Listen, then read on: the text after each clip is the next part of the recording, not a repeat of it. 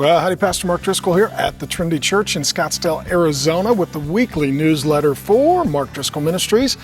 And of course, it is my favorite time of year. It is the Christmas season.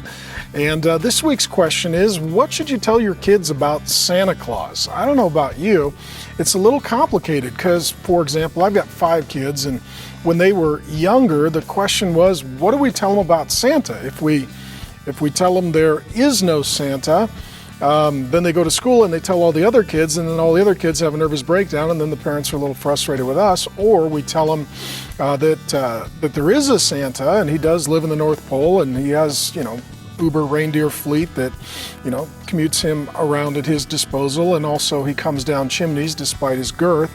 But then at some point the kids are going to reach an age where they're going to realize that's not in fact true, and then the question will be, Mom and Dad, did you lie to me? And if you're liars, how can I trust you? So it kind of puts you on the horns of a dilemma as a parent. You tell them the truth, and then they go blow up Christmas for all the other kids, or you lie to them and maybe you breach a bit of trust in your relationship with your kids. And I've even had some families say, we told our kids that there was a Santa, and then they realized there wasn't a Santa, and then they wanted to know what else we'd lied about, for example, regarding Jesus, because we told them all kinds of pretty extraordinary things about Jesus, and they wanted to know if we were lying about him as well, and it opened up a whole mushroom cloud of complexity. Well, here would be my recommendation, and here's what we did with our kids. We told them the truth, that there really was in history past a guy who we now know as Santa Claus, and he did love and serve Jesus. He was a pastor and a godly man,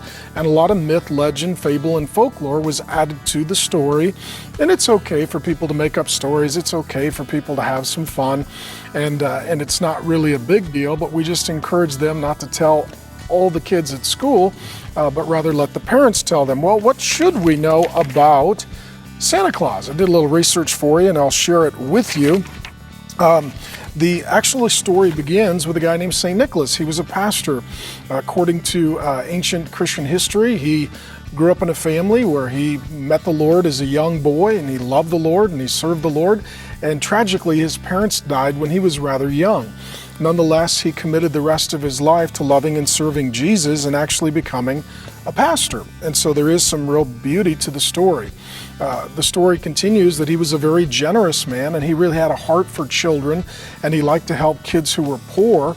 And there is even record of him paying the dowry for certain young women, which prevented them from going into perhaps a life of sexual slavery. So I know that today, getting women delivered from sex trafficking and sex slavery is a big ministry. It actually goes all the way back to the times of St. Nicholas, and he was very generous, giving gifts to kids, blessing kids, giving them food, giving them toys. Some of the stories indicate that maybe he even filled up a sock with, presents and gifts and hung it for the kids, which may be where we get the concept of Christmas stockings. Well, he lived a devout and holy life and loved and served the Lord, and then he became a bishop in an area called Mara. I've got this in my notes. It's in Acts chapter 27, verses 5 and 6. It's a place that Paul visited, and so he became the bishop of that area. That meant that he was an overseeing leader working in an apostolic capacity, overseeing pastors in that area and churches. Actually, 1,000 churches were named after him because he was so widely loved. And we're looking here at about the 300s AD. So we're looking at about 1,007 years ago that he lived and did his ministry. Well, following his death, he was canonized by the Catholic Church as a saint, seen as an exceedingly godly man to be widely regarded and respected, which accounts for the 1,000 churches, as I said, being named after him. Some of his story then also got intermingled. Martin Luther was a guy who apparently had some devotion and affection for this great man, St. Nicholas, and so he included St. Nicholas in the Christmas celebration season, and he was called Kris Kringle, and so that's where we get that language as well. Folklore then adds a little bit to the story. There were some stories in various cultures that demons were coming down chimneys and they were tormenting people and families. So then the story was created It is believed that St. Nicholas, Kris Kringle, would come down the chimney and that he would bring presents and he would cast out the demons and he would bring life and love and peace and joy to the home. I also wrote this down as well. There was also a Siberian myth up near the North Pole that a holy man or a shaman would enter into people's homes through their chimneys to leave them mushrooms as gifts, hallucinogenic hippie Santa, I guess. According to the legend, he would hang them in front of the fire to dry, and then a reindeer would reportedly eat them and become intoxicated, and this may have started the myth that the reindeer could fly and that some holy man came down the chimney to leave gifts.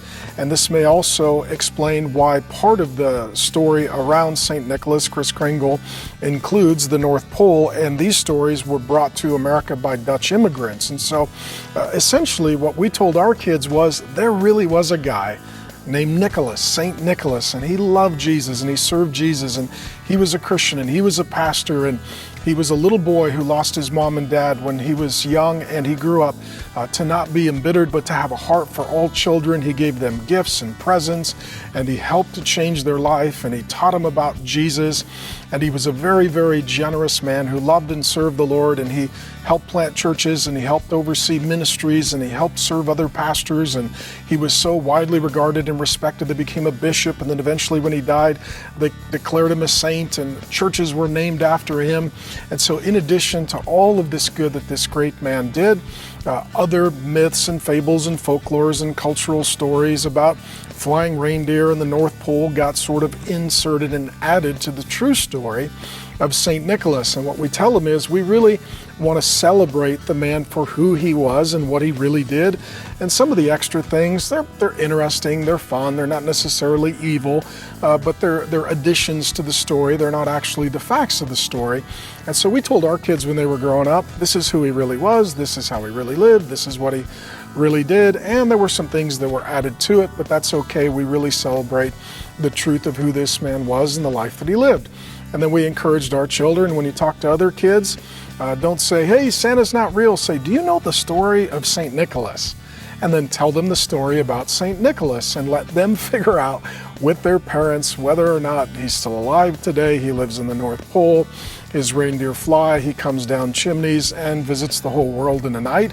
Let the parents figure that out, or at some point the kids are going to figure it out for themselves.